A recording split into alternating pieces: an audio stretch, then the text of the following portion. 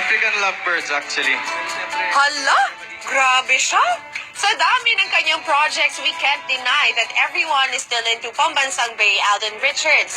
Lalo na sa tuwing maglalabasan ng iba't ibang sweet photos and videos nila ng ka-love team na si Maine Mendoza. Tuloy, hindi maiwasang kiligin ang marami at magtanong, sila na nga ba?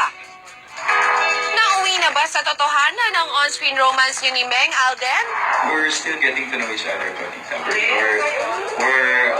Kumbaga, mahirap po kasi magpadalos-dalos sa mga desisyon to get into a commitment. I'm very happy pagkasama ko siya on and off cam. Kung ano po yung ginagawa ko for me, I'm happy and I'm doing that out of free will.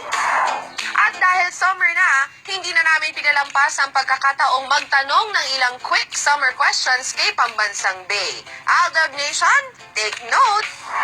Alden, board shorts or swimming trunks? Board shorts.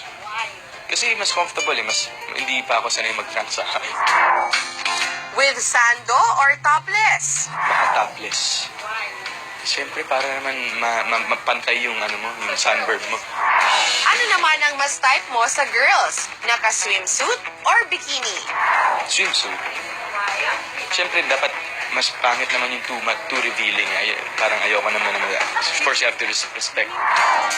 Saan mo naman gustong magtampisaw, Alden? Sa swimming pool or sa beach?